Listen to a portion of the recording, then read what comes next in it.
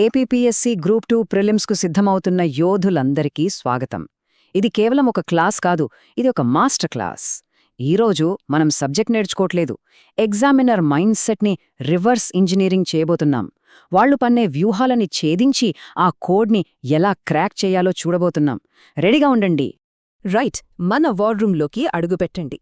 ఇక్కడ మన గోల్ బట్టి పట్టడం అస్సలు కాదు. ఎగ్జామినర్ ఎలా ఆలోచిస్తాడు, ప్రతి ప్రశ్న వెనుక ఉన్న లాజికేంటి, మనల్ని ఎక్కడ తప్పుదారి పట్టిస్తాడు అనే విషయాలను పసిగట్టడం. ఇక మొదలు పెడదాం. ఈరోజు మన మిషన్ బ్రీఫింగ్ ఇది. చకచక చూద్దాం. ఫస్ట్, డేటా ట్రాప్స్ని బయటపెట్టడం. సెకండ్, క్వశ్చన్ ఫార్మాట్స్ని విడగొట్టడం. థర్డ్, ఒక లైవ్ డ్రిల్ రన్ చేయడం. ఫైనల్గా, విక్టరీ కోసం ఒక అల్టిమేట్ చీట్ షీట్ ఇవ్వడం. సో, మిషన్లో మనం మొదటి ఫేజ్ డేటా ట్రాప్స్. ర్యాంకులు, రిపోర్ట్ల మధ్య కన్ఫ్యూజన్ క్రియేట్ చేసి ఎగ్జామినర్ మనల్ని ఎలా ఇరికించాలని చూస్తాడో ఆ సీక్రెట్ని ఇప్పుడు మనం ఛేదిద్దాం. హ్యాపీనెస్ ర్యాంకింగ్స్ అనగానే మన ముందు 3 మెయిన్ రిపోర్ట్లు ఉంటాయి. ఒకటి world happiness report, 2 Ipsos happiness index, 3 మన ఎస్బీఐ ఈకోర్యాప్. ఇక్కడే examiner first and most common trap వేస్తాడు, అదే డేటా స్వాపింగ్ ట్రాప్. అంటే ఒక రిపోర్ట్లోని విషయాన్ని ఇంకో రిపోర్ట్కి ఆపాదిస్తాడు. ఉదాహరణకు, వరల్డ్ హ్యాపీనెస్ రిపోర్ట్ మెథడాలజీని ఎస్బీఐ రిపోర్ట్కి లింక్ చేస్తూ స్టేట్మెంట్ ఇస్తాడు. అది కంప్లీట్గా రాంగ్. ఇక డబ్ల్యూహెచ్ఆర్ ర్యాంకింగ్స్లోని ట్రాప్స్ చూద్దాం. చూడండి, 8 ఏళ్లుగా ఫిన్లాండ్ టాప్, కానీ ఆప్షన్లలో నార్వే టాప్ అని కనిపిస్తోంది. ఇది ఒక సింపుల్ మెమరీ ట్రాప్. ఇక రెండోది ఇంకా డేంజరస్, నేషనలిజం బయాస్. మన ఎకానమీ ఇంత స్ట్రాంగ్గా ఉంది కదా, పాకిస్తాన్ కంటే మన ర్యాంక్ ఎందుకు తక్కువ అని మనం ఎమోషనల్గా ఆలోచిస్తాం. అక్కడే దొరికిపోతాం. గుర్తుంచుకోండి, డేటాని డేటాలానే చూడాలి. ఇండియా ర్యాంక్ 126 నుండి 118కి ఇంప్రూవ్ అయ్యింది. పాకిస్తాన్ ర్యాంక్ 108. అంతే, ఫ్యాక్ట్స్ అంతే. ఇంకో కామన్ ట్రాప్ పబ్లిషర్ స్వాప్. డబ్ల్యూహెచ్ఆర్ని పబ్లిష్ చేసేది UNSDSN, united nations sustainable development solutions network అని మనకు తెలుసు.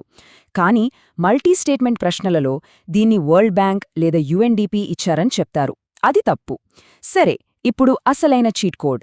ఒక చిన్న సీక్రెట్. ఈ 6 పిల్లర్స్ను జాగ్రత్తగా చూడండి. ఇందులో హెల్త్, ఫ్రీడమ్, కరప్షన్ లాంటివి ఉన్నాయి. కానీ ఎడ్యుకేషన్ లేదా ఎన్వైరన్మెంట్ లాంటివి లేదు. ఆప్షన్లో ఈ 2 పదాలు కనిపించాయా? వెంటనే దాన్ని ఎలిమినేట్ చేయండి. ఇప్పుడు మన దేశీయ రిపోర్ట్ ఎస్బీఐ ఈకోర్యాప్ విషయానికొద్దాం. మన దేశ రిపోర్ట్ కాబట్టి ర్యాంక్ బాగుంటుందననుకుంటాం, కానీ ఇక్కడ ట్రాప్ అది కాదు. అసలు పాయింట్ ఏంటంటే, ఎస్బీఐ ఈకోర్యాప్ వరల్డ్ హ్యాపీనెస్ రిపోర్ట్ వాడే గ్యాలప్ కాంట్రల్ ల్యాడర్ మెథడాలజీని కంప్లీట్గా రిజెక్ట్ చేసింది. దాన్ని ఒక స్టాటిస్టికల్ ఫాలసీ అంది. అంటే ఆనందాన్ని కొలవడానికి అది ఒక తప్పుడు పద్ధతి అని తేల్చేసింది. సో, ఎక్కడైనా ఎస్బీఐ కాంట్రల్ ల్యాడర్ను ఉపయోగిస్తుంది అనే స్టేట్మెంట్ కనిపిస్తే అది 100% తప్పు అని గుర్తుపెట్టుకోండి. ఓకే, డేటా ట్రాప్స్ నుండి బయటపడ్డాం. ఇప్పుడు మన మిషన్లో సెకండ్ ఫేజ్కి వెళ్దాం. ఎగ్జామినర్ ఉపయోగించే రకరకాల క్వశ్చన్ ఫార్మాట్స్లో దాగి ఉన్న ఉచ్చులని ఎలా పసిగట్టాలి, వాటిని ఎలా ఎదుర్కోవాలో నేర్చుకుందాం. Assertion and reasoning, AR questions. చాలామందికి ఇవి కష్టంగా అనిపిస్తాయి. కానీ మన దగ్గర ఒక సూపర్ సింపుల్ టెక్నిక్ ఉంది, బికాజ్ టెస్ట్.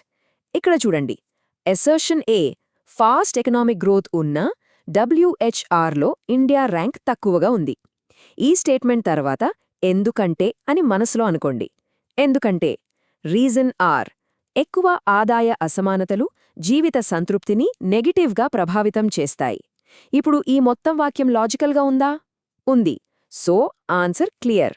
2 నిజం మరియు ఆర్ అనేది ఏకి సరైన వివరణ. సింపుల్. ఇక మ్యాచ్ ది ఫాలోయింగ్ ట్రాప్. ఇందులో ఏం చేస్తారంటే, హ్యాపీనెస్ లెవెల్స్ని, వాటి సోర్సెస్ని అటూ ఇటూ మార్చేస్తారు. మరి వీటిని ఈజీగా ఎలా మ్యాచ్ చేయాలి? సింపుల్ లాజిక్ వాడండి. మొమెంటరీ అంటే క్షణికమైన ఆనందం, ఇది మన సెన్సెస్ అంటే ఇంద్రియాల నుండి వస్తుంది. సస్టైనబుల్ అంటే స్థిరమైన ఆనందం, ఇది మనం నేర్చుకోవడం, అర్థం చేసుకోవడం వల్ల వస్తుంది. ఈ ఒక్క లాజిక్తో ఏ ప్రశ్నకైనా ఈజీగా ఆన్సర్ చేయవచ్చు. ఆడ్ వన్ అవుట్ క్వశ్చన్స్లో రాష్ట్ర ప్రభుత్వాల ప్రోగ్రామ్స్ని తప్పుగా జతపరుస్తారు. దీనికి ఒకే ఒక చీట్ కోడుంది. అది ఆ రాష్ట్రాల స్పెసిఫిక్ పేర్లను గుర్తుంచుకోవడమే. ఉత్తరాఖండ్ ఆనందం పాఠ్యచర్య, ఝార్ఖండ్ ప్రాజెక్ట్ సంపూర్ణ, ఉత్తరప్రదేశ్ రియలైజేషన్ కరిక్యులం. ఈ చిన్న బట్టి మిమ్మల్ని ఎగ్జామ్లో పెద్ద కన్ఫ్యూజన్ నుండి కాపాడుతుంది. పాలసీకి సంబంధించిన ప్రశ్నలు స్ట్రెయిట్గా ఉంటాయననుకుంటున్నారా? పొరపాటు. ఢిల్లీ హ్యాపీనెస్ కరికులం లాంటి టాపిక్స్లో కూడా ఎగ్జామినర్ కొన్ని క్లెవర్ ట్రాప్స్ పెట్టాడు. వాటిని ఎలా ఎదుర్కోవాలో ఇప్పుడు చూద్దాం. ఇది personality based trap. Delhi happiness curriculum ఎవరి ఫిలాసఫీ మీద ఆధారపడి ఉంది అని అడిగి ఆప్షన్లలో మహాత్మాగాంధీ, టాగోర్, వివేకానంద ఇలా పెద్ద పెద్ద పేర్లిస్తారు. కంగారు పడొద్దు, అవన్నీ డిస్ట్రాక్టర్స్, మనల్ని దారి మళ్లించడానికే. అసలు సమాధానం ఏ నాగరాజ్. ఈ పేరుని మీ మైండ్లో లాక్ చేసేయండి. ఢిల్లీ హ్యాపీనెస్ కరిక్యులం ఇంప్లిమెంటేషన్లో ఇంకో ట్రాప్ ఉంది, దాని ఎవాల్యుయేషన్ మెథడ్. దీనికి కూడా మార్కులు, గ్రేడ్లు ఉంటాయని చాలామంది అనుకుంటారు, కానీ అది తప్పు. ఇక్కడ మీ చీట్ కోడ్ ఇదే: క్వాంటిటేటివ్, స్టాండర్డైజ్డ్ లేదా గ్రేడెడ్.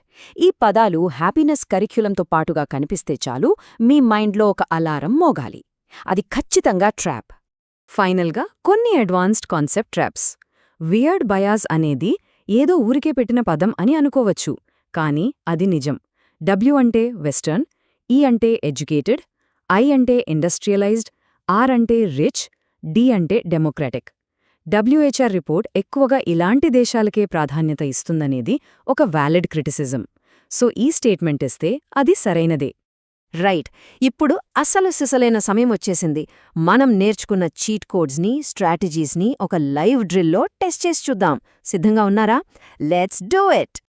ఓకే, ఈ మల్టీ స్టేట్మెంట్ క్వశ్చన్ని కలిసి సాల్వ్ చేద్దాం. స్టేట్మెంట్ 1: భారతదేశ ర్యాంక్ 118కి పడిపోయింది. ఇది తప్పు. ర్యాంక్ 126 నుండి 118కి మెరుగుపడింది.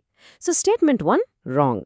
స్టేట్మెంట్ 2: WHR కేవలం ఆర్థిక ఉత్పత్తిపై ఆధారపడి ఉంటుంది. ఇది కూడా అబ్సల్యూట్లీ రాంగ్. మనం 6 పిల్లర్స్ గురించి మాట్లాడుకున్నాం, సో 2 కూడా తప్పు. స్టేట్మెంట్ 3: ఢిల్లీ హ్యాపీనెస్ కరిక్యులం ఏ నాగరాజ్ తత్వశాస్త్రంపై ఆధారపడింది. ఎస్, ఇది కరెక్ట్.